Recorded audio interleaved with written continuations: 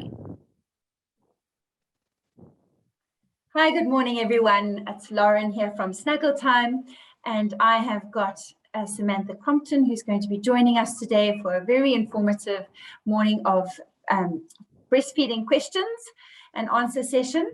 We unfortunately weren't able to go do the live feed on Facebook, but this is a good second best, so we're going to hit the ground running, and hopefully you're going to find it extremely helpful. We have selected some tricky questions for Samantha, which are hopefully not your usual breastfeeding questions, so it's going to be extremely informative. And yeah, let's introduce you to Samantha. Hi, hi Lauren, thanks for letting me join today. Sorry about technical difficulties. I had my phone and my laptop and everything open ready. We should have just done it in person. But anyway, let's do this. So for anyone who doesn't know me at this point, my name is Sam. I'm a midwife and a SACLC lactation consultant. So what I do is I spend my day visiting moms when they're pregnant, visiting moms when they've just had their babies in hospital or at home, or they come to me, and we just support them along their breastfeeding journey. And then I've been doing a lot of talks and things this week, the last 2 weeks, because it's Breastfeeding Awareness Month or World Breastfeeding Week month, whatever you want to call it. So we're all good, and I'm excited to answer all your hard questions you're saying you're going to ask me. Yes, no, I'm excited too. So yes, we're at, although it is just Breastfeeding Awareness Week, we kind of make it Breastfeeding Awareness Month. In many of the stores, there are specials on breastfeeding products as well. And yeah, let's get the party going. All right. So our first question to you, Sam, is how do your breasts and your body change in preparation for breastfeeding? So during your pregnancy, what is going on with particularly this part of your body in preparation for that first day that you're expected to breastfeed? All right. So what you're gonna sort of experience or maybe see without going into like a full anatomy lesson is basically you might feel that your breasts come a little bit dense or maybe a little bit heavier. And you can often see that your areola sometimes gets a little bit bigger, a little bit darker.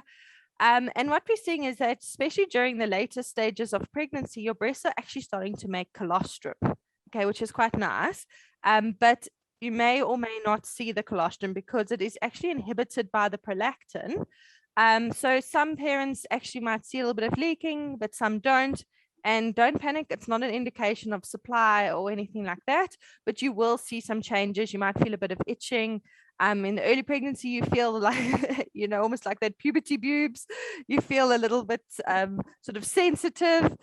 So you might experience a few changes, but also don't panic if you're not seeing much or not feeling much. Don't worry, it's happening. It's happening there in the background.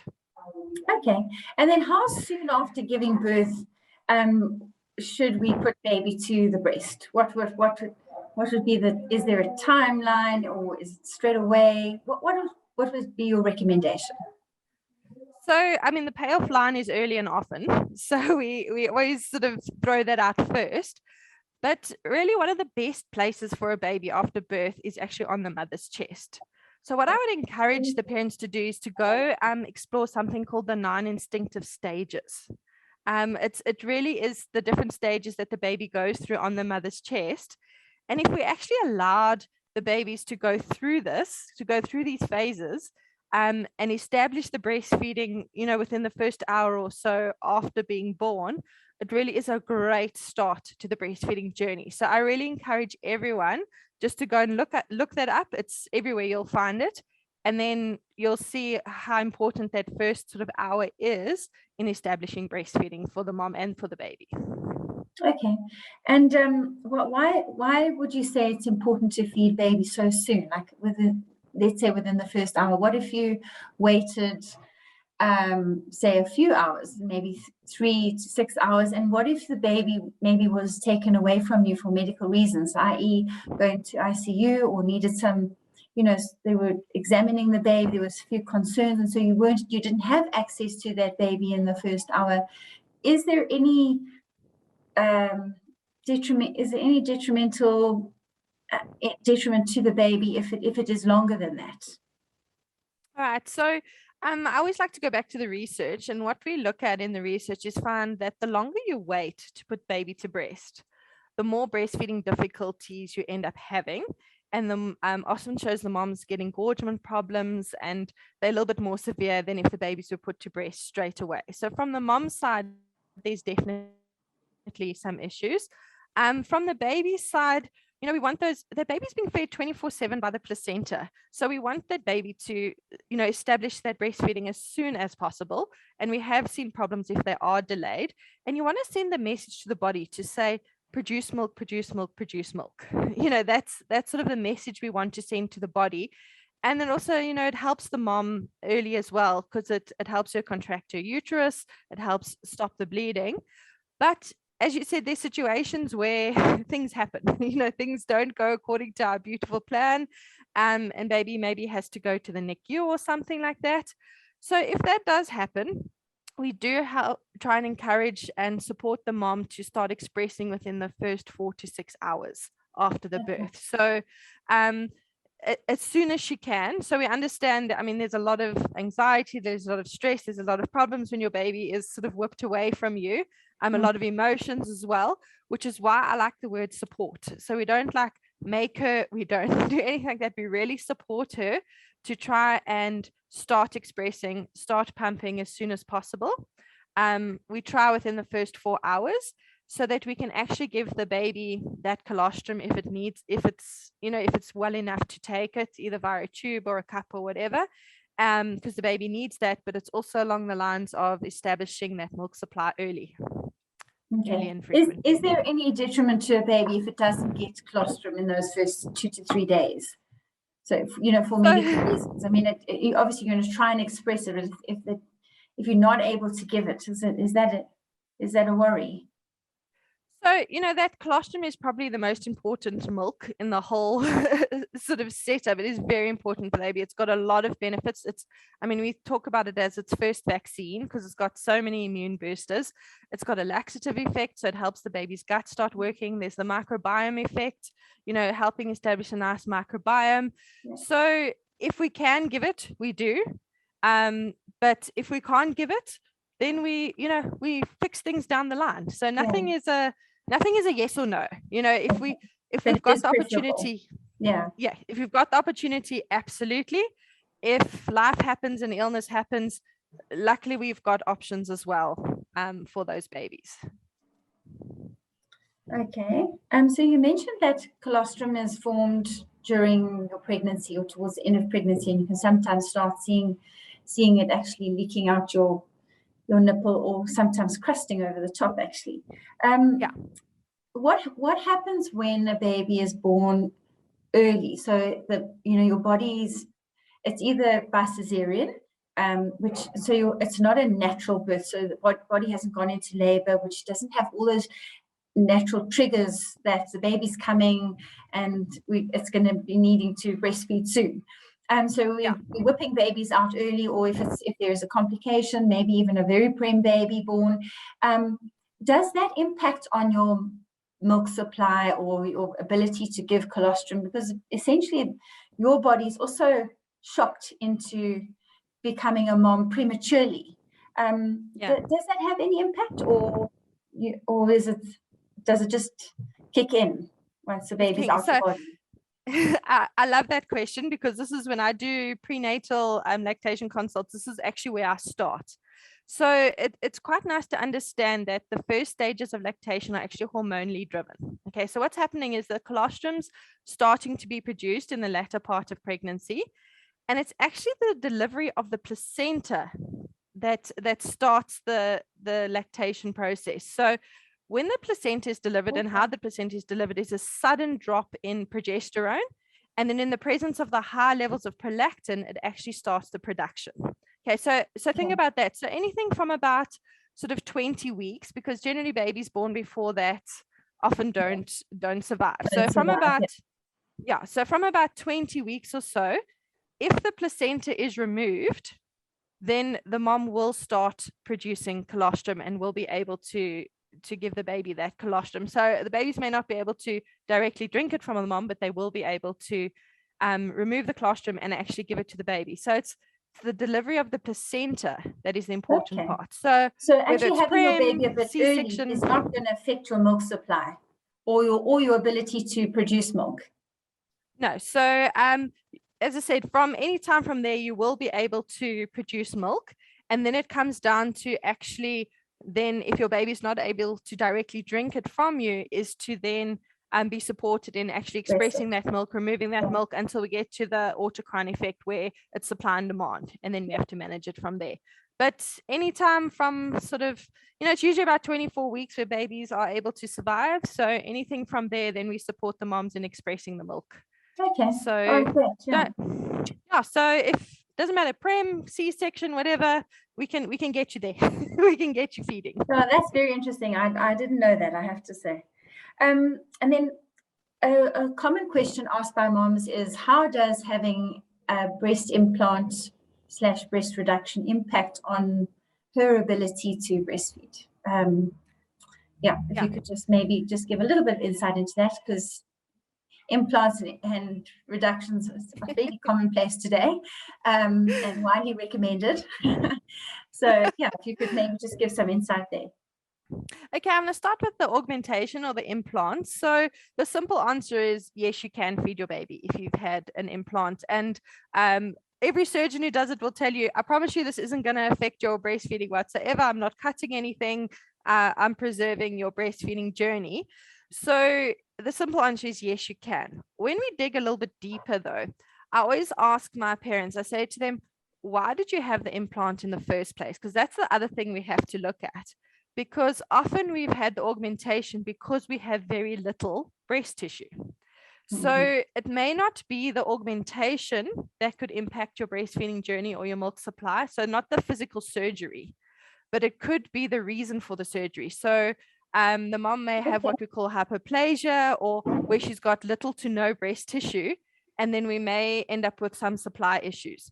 So it's not simple. It's not like a breast implant, yes, you can, or no, you can't. It's along the lines of, let's have a look at your journey as to why, what happened during puberty, look at your breast growth, and we look at that journey before we and that's what we use to make our plans, to sort of create our plans and our expectations as well. Right, that makes sense.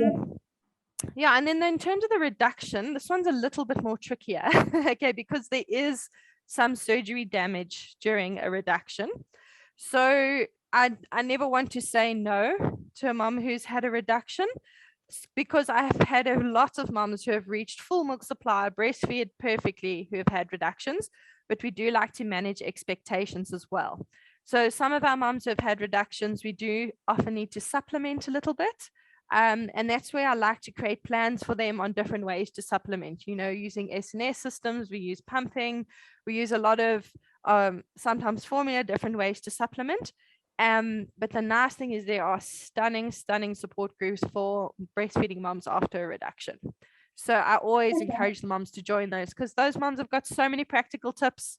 They really help you. They celebrate every drop of milk that you're able to produce, which I think is so important. So it's not a no, but it is a something we have to work at. To manage expectations, as you say. Yeah. Okay, and just being realistic about it. Exactly. And then following on from that, so how can you tell if you have enough milk for your baby, and when do you need to supplement with the formula is often asked. So I guess it's how many nappies a day, but from a mom's point of view, that everyone feels more comfortable giving a bottle. You've got your 120 mils and you can see it being downed, but as a breastfeeding mom, it's quite difficult to make that judgment. Yeah, so I think this is probably one of the biggest fears, and the sort of the question we look at more often, and probably the main reason why I'm called out to help moms is because the parents are freaking out because they don't know. And I've always said, if I could have a little measurer on a boob, I think we'd have a lot more parents breastfeeding as well, because they could be a bit more relaxed, but we don't have that. So there's a couple of things we can look at. So as you mentioned, output is a good indicator. Okay, so I think that's always the first step. So from about day 4, we're wanting the baby to have around 6 wet nappies. Okay, so nice full. So I want you to look at nappies. I know we always think that when you have babies, all we care about is nappies, but there's a reason for it. So if the baby's having good output, then you can be fairly confident the input was very good. Okay, so if moms come to me and they go, oh, my supply is really low, and then I ask them, I say, well, how many wet nappies is baby having? And the dad goes, oh, like, 15 a day, it's costing me a fortune. I relax a little bit, because I'm not, there's other things going on. It's not necessarily a supply issue, because the milk's there. So we want at least 6 wet nappies. And then we're looking for some poo nappies, sort of 1 to 4 poo nappies. And by poo, I mean, the textbook tells us 2.5 centimeters, which is tiny. Okay. I mean, it's like a Durang coin. Yeah, that's not a lot. So we're looking for a bit of poo as well. And then obviously we're looking at regular weight checks. So I do encourage new parents sort of once a week or once every 2 weeks to pop into the baby clinic, go have the baby weighed, milestone checks, always good. And then at the breast, I always teach moms the difference between nutritive and non-nutritive sucking, so that you can see, is the baby actually swallowing milk? What are our signs of babies being satisfied? Those type of things. So I think that's quite an important thing to look at as well for your own, straight after the feed. So we look at things at the feed, over the 24 hours, and over the week. And how long they sleep between feeds, is that also an indicator? Like if they're waking up an hour later, does that mean they didn't have enough? Or is that something you look at? Not necessarily, because often they're waking up not because they're hungry, they're waking up because they haven't been winded properly, for example. So, or sometimes they're waking up because, they need a love, or they've gone into their light sleep, and they may have been in the bassinet and not on the mom's chest, and they wake up because they panicked, because they didn't know, if they were safe, where they were, what was happening. Because remember, we know baby's safe in a house in Bryanston with apnea mats and security guards and monitors and things, but baby only knows it's safe when it's on the mom's chest, which, I mean, as you know, Lauren, I am the biggest advocate of kangaroo care. So yeah, myself included, I love it. I know, I think you more than me. So that could also be a reason. So a baby waking frequently isn't always hunger. Sometimes it is, and that's what we like to establish, but I wouldn't say it's always that. Okay, it is one of our things we try, but it's not always hunger if the baby wakes up after a while. Okay. It's more often than not wind, to be honest. Yeah. And then would you ever wake a baby for a feed? Like, that's often a question asked. And now, have they slept, if they're not sleeping long enough, have they slept maybe too long? Is there ever an indicator for that? It's often question asked. Yeah, so what I usually recommend is in the first 2 weeks of the baby's life, remember, this baby's still figuring out what are hunger cues, how do I manage my blood sugar levels, as much as you learning, this baby is learning its body as well. So I always say for the first 2 weeks or so, while we're establishing our milk supply, while we're figuring each other out, I generally don't let babies sleep longer than, go 4 hours without a feed. Okay, so in those early days, so I would wake them then. Okay, but then after that, once you sort of confident, baby's getting milk, gaining well, you got into a nice rhythm, I would say then we don't wake babies if your baby's healthy. Obviously, babies with medical problems, things like that, it's a very different discussion. But your healthy, normal, average Joe baby, let that baby sleep. But, follow your gut as well. I'm a big advocate of gut feel. Your baby didn't have a good feed. It's now been sort of 4.5, 5 hours. You're not convinced how well it's sleeping. Is it lethargic? Whatever. Wake the baby up. Use your gut feel as well. Use your common sense as well. But your baby had a great feed. You can see it sort of moving around in its sleep. It looks like it's sleeping lacquer. Leave it. But other than that, we demand feeds. So they generally don't go longer than 2 or 3 hours anyway. Yeah. So it's not. So then coming into that, what is the, you mentioned you get into a rhythm, and you mentioned 2 weeks. I don't know, does it take 2 weeks, or is it, how long is it once you and baby have now established a good rhythm of supply and demand and time, and how long should a new mom give herself to get into that rhythm? All right, so obviously it's very person dependent as well, but I usually tell moms, it takes a good 6 to 8 weeks to really find yourself when it Yeah, comes I to this. always thought And it was about 6 weeks. Yeah. yeah, So you've so got to around 6 to 8 persevere weeks. actually for those first 6 weeks. Just keep going Yeah, and absolutely, they're it'll get hard. easier. Those first 6 weeks, breastfeeding is hard. Babies are hard. Our whole world has been turned upside down. So that's why I say to moms, what you are comparing yourself to often is that mom that you're seeing out and about or on Facebook or whatever. And what you're not seeing, you're seeing that mom at sort of 3-4 months, and she's whipping her boob out, popping the baby on, and she looks good, she's walking around, she's happy, in control. And that's what you're comparing yourself to, but you didn't see that mom on week 3. Okay. Yeah. And that's what you should be comparing it. You shouldn't compare yourself to anyone, but I mean, that's what we're not always seeing. And those first 6 to 8 weeks, it takes time. It's hard work. It takes practice. And I always use an exercise analogy. You can't run the comrades if you haven't even done a 5K. So That's actually give yourself a minute. Analogy. Yeah. I could never run the comrades, but exactly. So let's learn to crawl and walk before we run. Okay. As well. Yeah, no, that's sound advice. And then what would give be yourself time? What would be the bare minimum time? So if you decided to give that breastfeeding a go, when would be acceptable to give up, or so what would be the bare minimum, and what would be the kind of industry standard or average that moms would persevere? Is it, should I aim at 3 months? Would that be, a lot of people go back to work at that stage, or is 6 months more where I should aim? Because it's quite nice to have a goal. So for example, if you use training for a marathon as an example, the date of, you kind of almost set yourself a target Goals. that you're working towards. You kind of what's the minimum that you should, for the benefit of the baby, and then what would be acceptable? My baby's now benefited enough from breastfeeding, so I could, not benefit. The baby would still be okay if I now decided to stop breastfeeding. All right, so I'm going to answer that in sort of a step-by-step way. So saying that I always say to parents is don't stop on a bad day. Okay, we never stop breastfeeding on a bad day, because that creates a whole sort of can of worms of emotions, and it can lead to depression and things like that. So we always try to stop when we feel ready to. Okay, and that is how long is a piece of string. Okay. So that's where I like you to not stop when you it's not going well. I want you to stop when it's going well. That's the first thing. Secondly is the benefits of breastfeeding never actually end. Okay, so there's no cutoff date where suddenly there's no more benefit.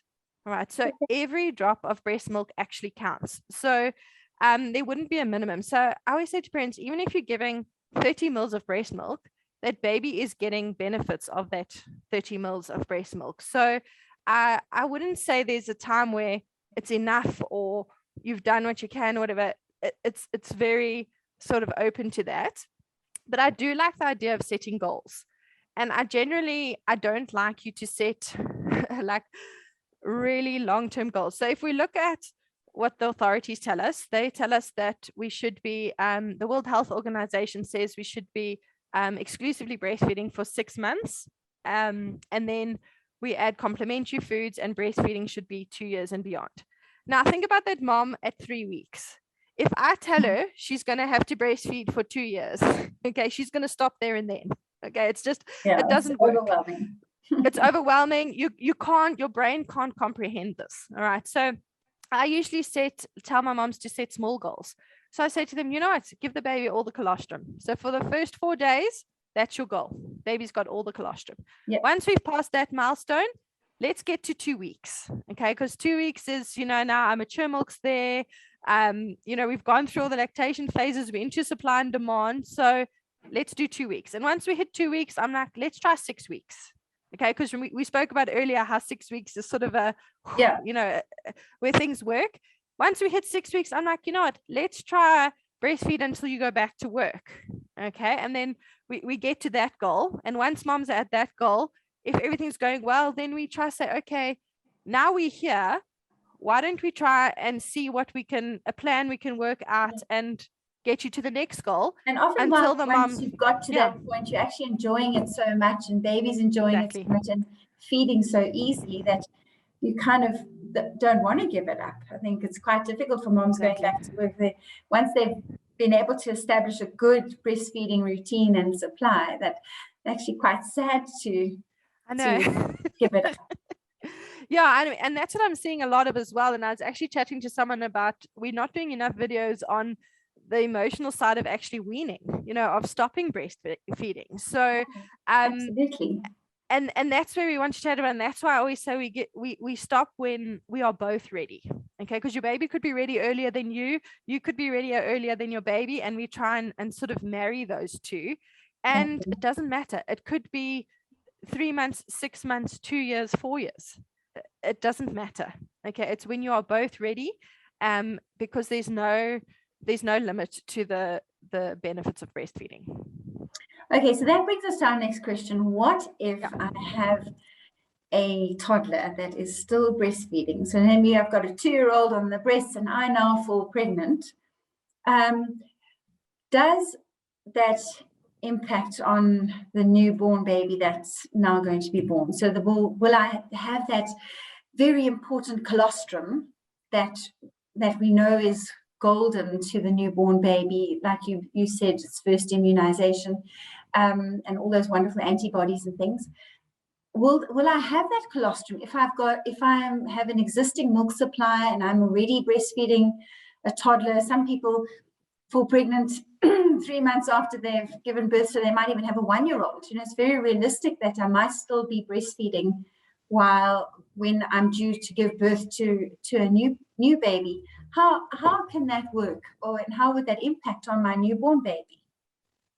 All right, so let's start with pregnancy. So in a healthy pregnant mom, she can continue breastfeeding without problems. Okay, so sometimes it is impacted if she's having a sort of a high risk, she's having problems during her pregnancy. It can impact her breastfeeding journey, but that's something we have to deal with. But in your healthy, healthy pregnant mom, there shouldn't be a reason to stop.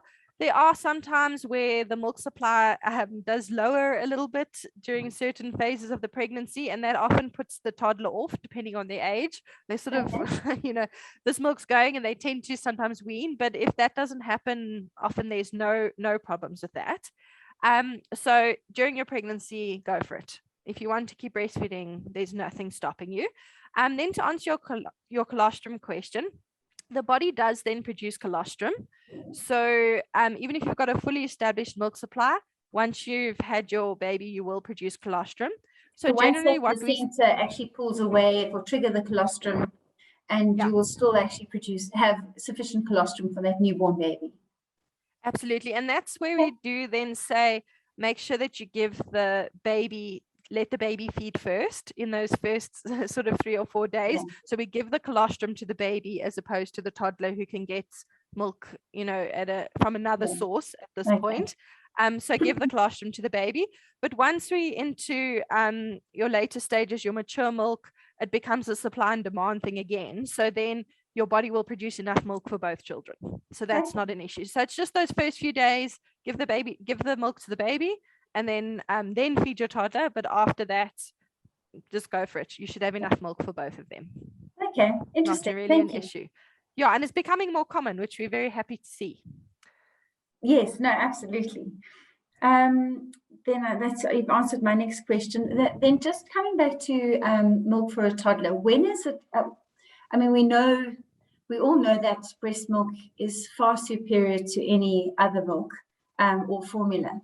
But maybe if you could just for our moms out there, or maybe first-time moms, if you could just give us an overview of why is breast milk given such high status, and what is it that's so great about breast milk that no other milk can offer, even the best formula, manufactured by our scientists and things. What is it about breast milk that's so great? So, for me, what I think is the probably the biggest factor is the dynamic. I don't know if dynamicness is a word, but the changeability of the breast milk for me, I think, is probably something that we can't get from a formula milk or a manufactured milk. So, for example, if we look at the immune side of it, just what it does, I mean, your body has been creating this immune system. So say you're 30 years old, your body's been creating this immune system. You've worked hard at it for 30 years. And what the breast milk does is it actually gives that to the baby. And if the baby starts to pick up viruses or something, you will then produce antibodies as the parent, and you will pass it on through the breast milk. So for me, I think that is something that is, for me, it's mind blowing, that you absolutely. can actually, if that's the only reason, that would be a great reason to just. Yeah. So that's the one area. And then for me, the other thing from a dynamic point of view as well is the how your milk changes through the day, through the night, through the weeks, through the months, how it changes and it adapts to your baby's needs. And I think for me, that is really something you can't necessarily do from a manufactured milk. Yeah, so that's awesome. It's the fact that it's alive, that it's dynamic, I think that we can't mimic with other milks. That really stands out for me as why it's so important and why we give it such a elevated status as well. Okay. Because we just haven't been able to do it yet in a lab. No, definitely not. And when would it be safe to say give a baby cow's milk?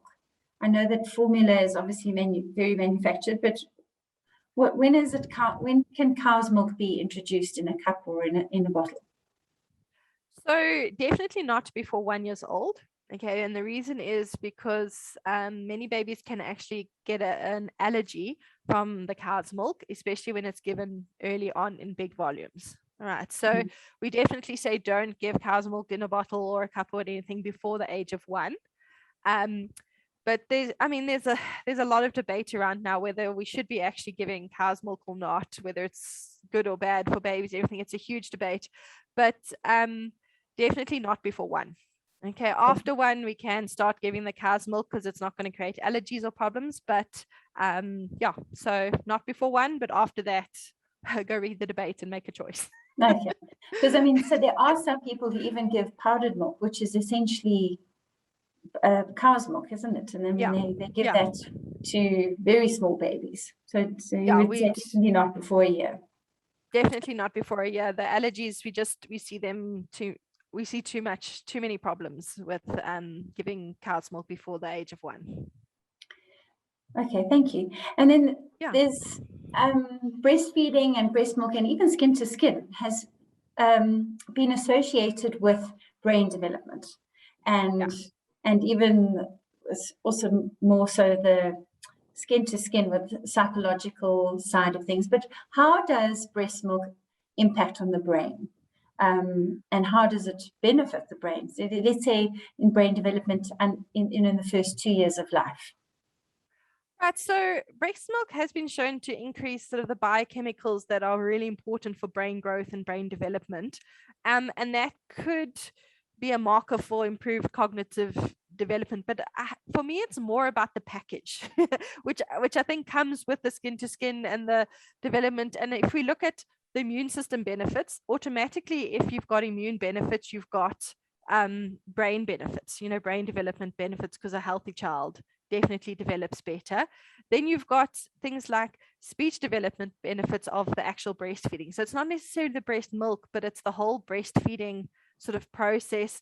And then you've got the psychological side of it as well. The time spent with the parent, the intimacy of breastfeeding itself. Yeah.